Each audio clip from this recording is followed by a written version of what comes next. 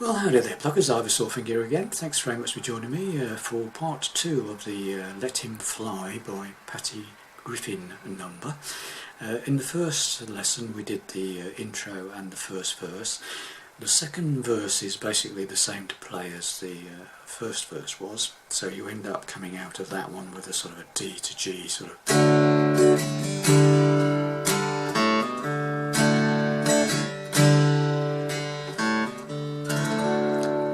Goes into the middle section, which is There's No Mercy. Okay, there's no mercy, and there's a bit of a lead up to it. So 2nd fret 6th string, 4th fret 6th string, and then the G shape, which you already know and love, I'm sure. So there's no mercy to an A7th, to my live wire, no rest at B minor, freedom.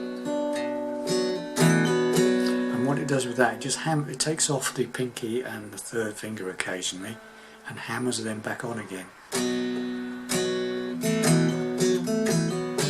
Okay, got that? It's quite, you might find that a bit strange to start with, but it'll come. Got that? Okay, so we'll start from the beginning. There's no mercy in a live one. No rest at all in freedom. To a G, proof is, the choice is, we are, now new chord coming up, E minor. Basically, you need to fret the 2nd fret of the 6th, 5th and 4th strings. Okay, it should sound like that, E minor. You can use whichever fingers you want, but that's the fingers I'm using, okay. So that's from the beginning. There's no G, no C, A7th, B minor with some hammers, G, the choice is E minor to B minor, G, the proof is in the fire. Okay, now that is G, proof is in the A7th fire. And then you have to do that. That sort of slides up from the 2nd fret of the A7th on the 4th. Okay, so you hit that A7th, then you go, and you slide up that 2nd fret to 4th fret on the 4th string. Put your 2nd fret, the 3rd fret of the 2nd string. Hit that 2nd string, 3rd string open. That's right. So it's 2nd string, so it's up to 4th string, 2nd string, 3rd string, 4th string. Okay, so that bit that goes a G and A7 fire.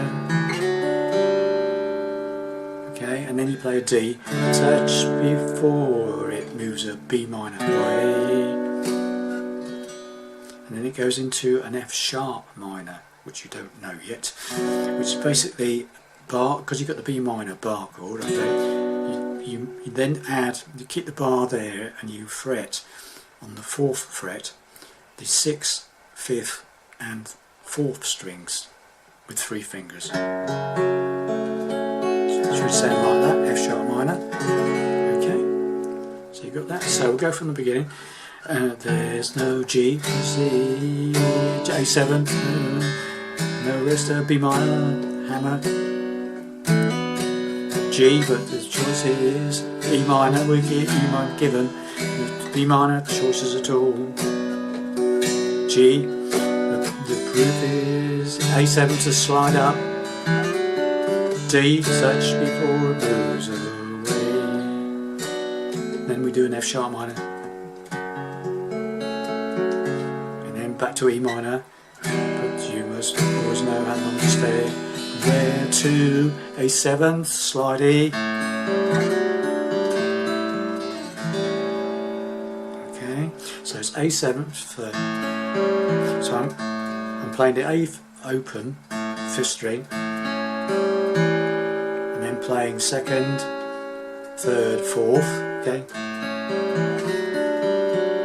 and then playing on that shape again. The old B minor come D shape. I'm playing 4, 4, 2, 3, 4, 4, 2, 3, 4. Okay, so and then go up again to another like A seventh shape, but on the 5th fret. So you've got an open 3rd, open 1st string, okay, and an open 5th. Okay, so it goes. So, and then I'm just playing 2 on the 5th fret there, 2nd string, 2, string 2, 3, 4. And then slide and go back down again and just strum an A seventh. So got that.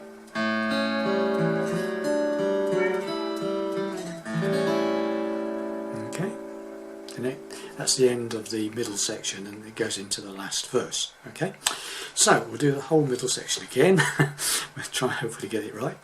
There's no G, C, in the live A7, B minor, the hammer, G, and the choice is B minor, the choice of B minor tool, G, the proof is in A7, fire, slide up, D, touches B minor, F sharp minor, B minor, but you must always know how long to stay and where to. Slide up on A7, and it goes into the last verse. Okay, so that's ain't no talking to this man again. Okay, ain't talking to this man. He's been trying to tell me so. Now there's a slightly difference. We don't play the riff for the second time on the second half of that line. What they do is something a bit different. Having got into that shape, it's he's been trying to, and when he gets to tell, you move that finger, 3rd finger, up to the 4th fret of the 6th string, and then just pick that note, and pick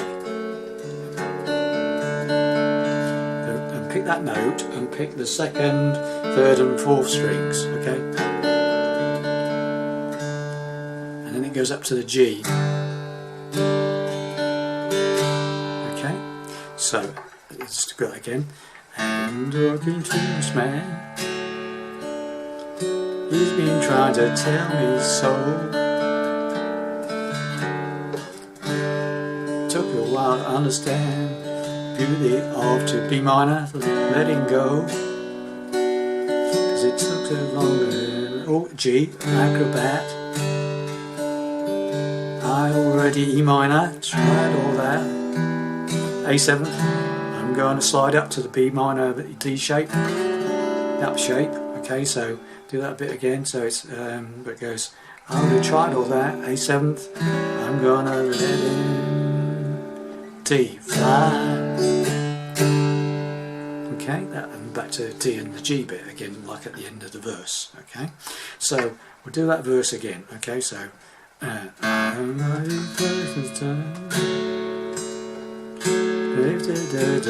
me so. I did to G, understand. B minor, lifted on to letting go. Cause you would take a G, acrobat. B minor, took a, tried all that. A7th, side up, I'm gonna let him go. And the fly, so let him go, let him fly. So I'm gonna let him fly. Okay, so once more, okay. Sorry, we do it again. He's been trying to tell me so. You don't understand. Really rather let him go. Let the acrobat. I've already tried all that. I'm gonna let him fly. Now, when we get to this part, this towards the end of the song, as he just keeps playing, singing "I'm Gonna Let Him Fly," there's a different riff. It's after it goes, it does that. It goes, hammers up from open fifth to second, as usual, open fourth, and then it plays that note, the fifth fret of the fifth string. So D, and then you hit the chord, okay? Yeah, I'm gonna let him fly. Yes, I'm gonna let him fly. Yes, I'm gonna let him fly. Okay, and then when you finish, so when you've done enough of those, you end up on the D, and then as a finishing piece, you could do something like. Sorry, let's do this again. No, let's do it again. That cat's putting me off. Something like that. So it's.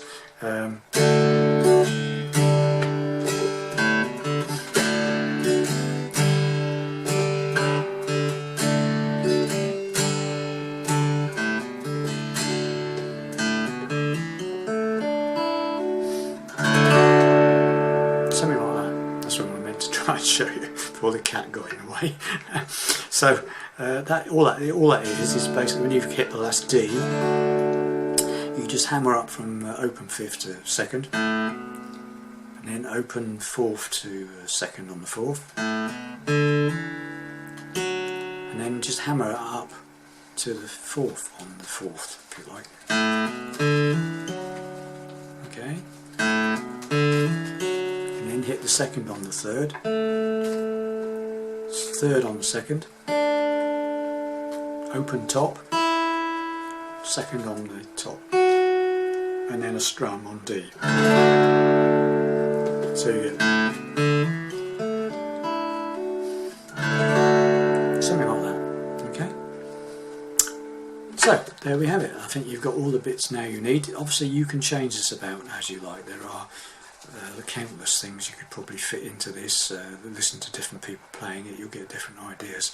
But that's basically the lesson I based on the actual Patti Griffin version. Okay, it's not 100% accurate, but it's not far off. Okay, gives you ideas to play with. Okay, so thank you for watching and listening, and I hope that helps you play this number. Okay. Apologies again for the singing. I just haven't got a voice, but it's to make the lesson understandable. Someone has to sing it, I suppose. Otherwise, you won't know where we are. Okay. So anyway, I'll see you in the next video. Thanks very much indeed for watching. Bye bye.